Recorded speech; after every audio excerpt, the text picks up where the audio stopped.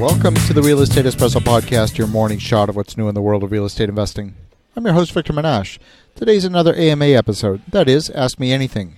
I love to answer your questions. If you have a question you think is going to be of broad interest, send it in. I'll answer it live on the air. Send your questions to victor@victorjm.com. That's victor@victorjm.com. Linda from Katy, Texas asks, I've been considering buying an apartment building in a depressed area with the hopes that I can fix it up and increase the value significantly. Even at today's rents, the property is being marketed at a 10% cap rate. I can't seem to find properties that deliver that kind of rate of return in a more desirable area. Why would I pay that much more for a property in an expensive area and get a lower rate of return? Well, Linda, that's a great question. There was a time when I thought much along the lines of your question.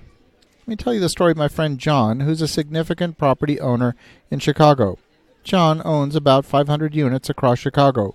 His properties are split between the more affluent north side of the city and the economically depressed south side. Many of the properties were purchased around the same time, over a period of time. Now, John and I partnered together on a number of buildings, and we had a chance to run the very experiment, that comparison that's at the core of your question. The buildings were mostly of the same vintage. They dated back to the early 1920s, somewhere between 90 to 100 years old. They all needed repairs and maintenance. The building codes were uniform across the city, and therefore the cost of repairs was pretty much the same on the north side and the south side. A water heater cost the same to replace. The boiler for a building centralized heating system would be the same price, doesn't matter whether it's on the north side or the south side. And drywall cost exactly the same, and appliances were the same too. And here's what we discovered.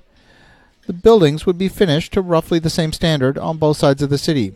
You might get a higher grade of appliances, maybe kitchen cabinets in one area versus another, but in total the difference in cost to perform repairs and remodels was very, very small. On the south side, we experienced much higher vacancy, and we experienced much higher economic vacancy. That term is code for people who are living in your apartment and not paying the rent. The manpower spent in collecting rent on the south side was easily 5 times more compared with the north side. But we were collecting nearly double the rent on the north side. Yes, the properties on the north side were much more expensive to purchase, but they generated positive cash flow. Our south side properties were often experiencing negative cash flow, even when they were full. The expense ratio for the lower income properties was much higher because the rent was lower. The electric utility doesn't care how much rent you're collecting for your property. When the water heater decides to die, the water heater doesn't care how much rent you were collecting either. It's going to cost an entire month's rent to replace a water heater on the south side and only half a month's rent on the north side. In a spreadsheet, it looks like the lower income property will offer higher rates of return. But in the real world, I would assert that the outcome is quite different. More important than cap rate is cash flow. Negative cash flow trumps higher paper rate of return every time. What the idealized calculations fail to account for is the wide number of problems that appear in these C-class properties over and over again. In a top-notch building in the most expensive area, you rarely experience evictions, or cases where tenants leave in the middle of the night and leave your apartment full of trash, broken furniture, with broken doors and holes in the walls.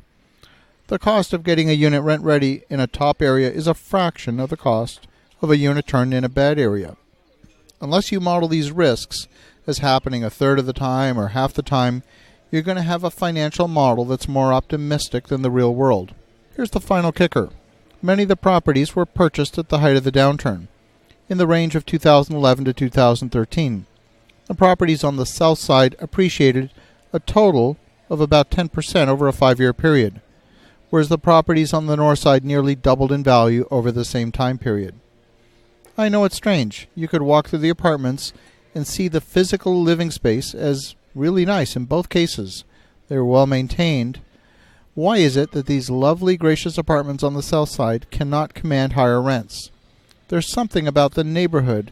The marketplace has decided that one area over here is the place to be and this other area over there is not. We didn't see gang violence around the north side properties, but we did on the south side. In the years that John and I were collaborating together, our buildings were witness to fires, shootings, and vandalism. So today, I don't own any C-class apartments. I only build B-class and A-class apartments. I arrived at that conclusion by trial and error. You can get lucky. We had some of the most amazing tenants in lower income areas. But we also experienced some of the biggest nightmare tenants.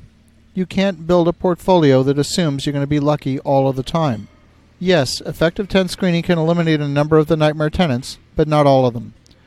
I want to thank you, Linda, for an awesome question. I hope that gives you a bit of perspective on how I arrived at my particular conclusion. Your mileage may vary, of course. In the meantime, have an awesome rest of your day. Go make some great things happen. We'll talk to you again tomorrow.